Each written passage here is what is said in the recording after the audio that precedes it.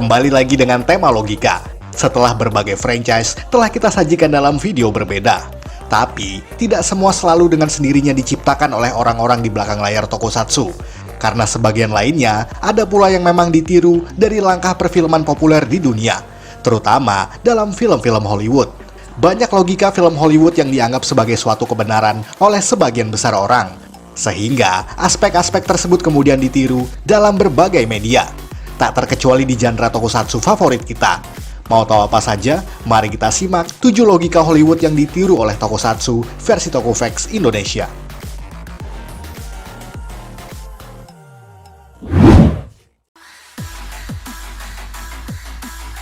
Baru datang di saat-saat genting.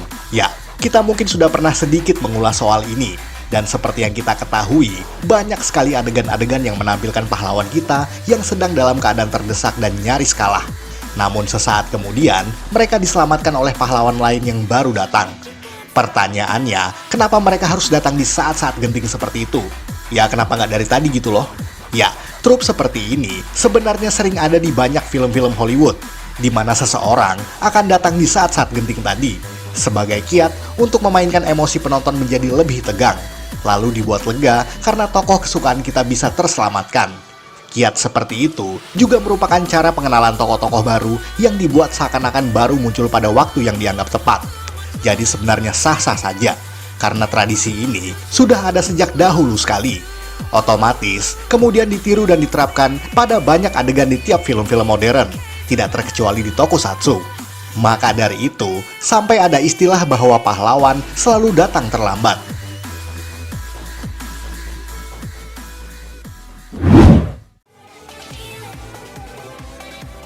Musuh tidak pernah menembak tepat sasaran. Ya, kita bisa menyaksikan di berbagai serial atau movie tokusatsu bahwa musuh atau monster yang menjadi lawan dalam adegan tersebut akan menyerang dengan tembakan-tembakannya. Dan apa yang kita dapat? Bahwa pahlawan favorit kita selalu bisa lolos dari projectile tersebut dengan sangat mudahnya. Atau contoh lain adalah ketika mereka bertarung, di mana kebanyakan pasukan musuh tidak akan menembak dengan tepat sasaran. Padahal kebanyakan dari mereka dianggap sebagai pasukan penembak jitu. Tapi kenapa bisa begitu? Ya, dalam film Hollywood sekalipun, akan sangat jarang melihat adanya sniper atau penembak yang diposisikan sebagai musuh, dan mereka nyaris tidak pernah berhasil mengenai sasaran yang dalam hal ini adalah sang tokoh utama. Jadi seakan-akan pasukan musuh memang dikonsepkan dengan sepecundang dan sepayah mungkin, atau pahlawan ini memang dikonsepkan terlalu kuat dan juga terlalu lincah, sehingga mampu menghindari berbagai macam serangan. Namun di tokusatsu, ada pula sebagian yang mampu menangkis serangan dengan tubuh atau tangannya, sebagai tanda bahwa serangan yang dilontarkan musuhnya sama sekali tidak ada artinya bagi dirinya.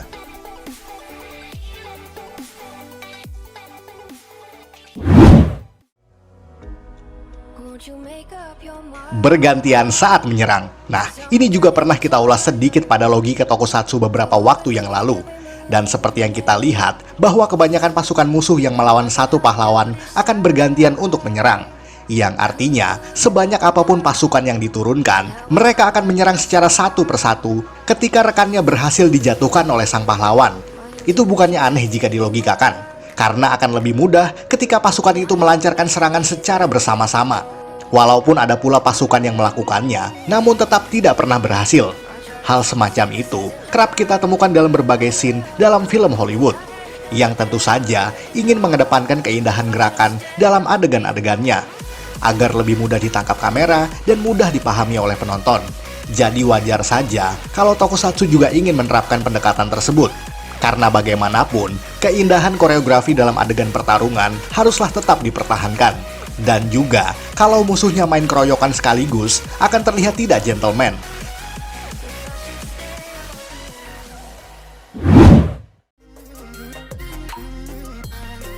Tidak membutuhkan mouse saat mengoperasikan komputer.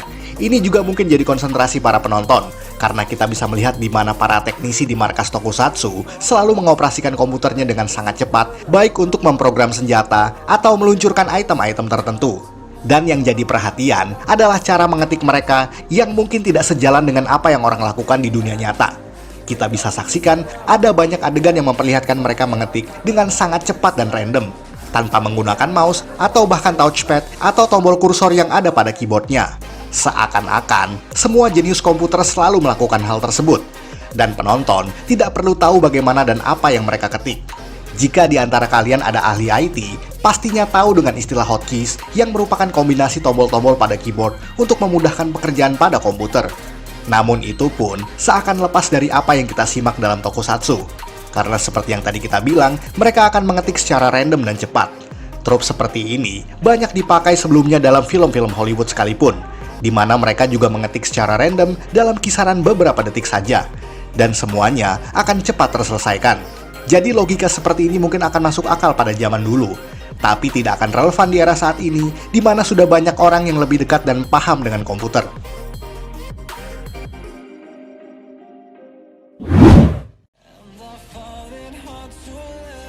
Membuka kunci dengan cara ditembak atau disabet dengan pedang. Di beberapa adegan tokusatsu, kita bisa menyaksikan adanya seseorang yang dirantai atau diikat kuat, namun tetap bisa dibuka tanpa menggunakan kunci. Sebab pahlawan favorit kita selalu membawa perangkat senjatanya, lalu bisa digunakan untuk membuka belenggu ataupun kunci yang ada pada saat tersebut. Biasanya mereka akan menembak atau menyerang pada lubang kunci dan rantai dengan hanya sekali saja. Pada dasarnya, semua mungkin tidak selalu seperti itu, sebab merusak grendel pintu bisa saja malah memperparah keadaan, terutama jika pintunya berbasis elektronik. Tapi bagaimanapun, itu adalah kiat mempersingkat waktu dan menunjukkan pada kita para penonton bahwa pahlawan tokusatsu memang sangat powerful.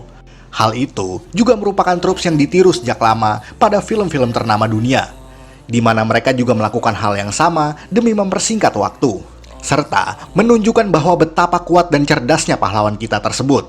Walaupun memang juga ada beberapa adegan di mana seseorang mencoba melakukan hacking sistem pada kunci yang terprogram secara komputer. Namun sekali lagi, semuanya terkesan random dan seakan mengatakan pada penonton bahwa kita tidak perlu tahu apa yang mereka lakukan.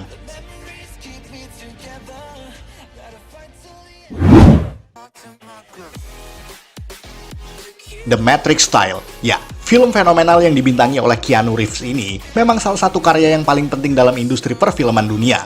Dan seperti yang kita ketahui, bahwa ada style adegan yang menjadi ciri khas dalam film ini, yang disebut sebagai bullet time atau bullet dodge oleh sebagian besar fansnya, di mana Neo akan menghindari gerakan tembakan peluru dengan gerakan slow motion sambil kamera angle-nya diputar ke arah tertentu untuk mempertegas setiap sudut pengambilan gambarnya. Kita pun sering melihat banyak sekali parodi yang memplesetkan adegan bullet time di berbagai film-film komedi. Bahkan di tokusatsu pun juga banyak adegan yang mencoba meniru style tersebut.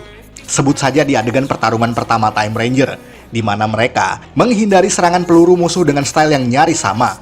Atau adegan di mana kamera berputar secara slow motion juga ada pada saat pertarungan raksasa menggunakan Megazord-nya.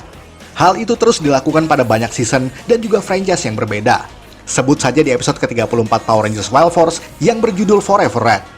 Di episode ke-17 Kamen Rider Ghost, di mana menjadi parodi saat Onari menghindari serangan peluru dari monster pada episode tersebut. Bahkan ada style Time Ranger yang diulang lagi pada episode ke-40 Kaizoku Sentai Gokaiger. Bahkan adegan Neo yang seakan menghentikan laju peluru pernah digunakan pada Deka Ranger saat adegan Deka Break menangkap peluru yang mengarah padanya.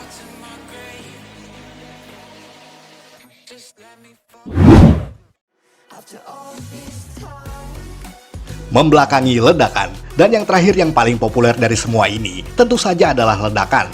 Ya, hampir semua adegan kemenangan tokusatsu selalu diakhiri dengan ledakan yang diikuti dengan pose para pahlawan kita yang memutar menghadap kamera. Bahkan kebanyakan juga dipakai saat adegan roll call yang sering sekali kita ulas di hari-hari yang lalu. Seakan seorang pahlawan tidak pernah melihat ke arah ledakan. Dan jika bicara soal musuh yang meledak, sampai sekarang kita tidak pernah tahu apakah itu disebabkan oleh jurus pahlawannya atau memang monster itu punya daya ledak dari dalam tubuhnya yang akan aktif ketika dikalahkan. Adegan semacam ini juga pernah dan sering sekali dilakukan pada film-film action Hollywood sekalipun, yang memperlihatkan kemenangan epik seorang pahlawan yang berjalan membelakangi ledakan dengan santainya.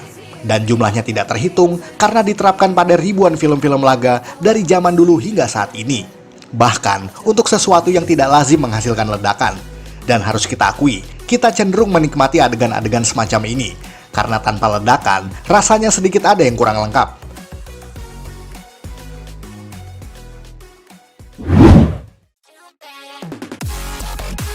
Sekian ulasan dari Tokofax Indonesia. Buat Anda yang suka dengan video ini, silakan like dan share ke media sosial Anda. Jangan lupa tinggalkan komentar. Akhir kata salam Tokofax Indonesia.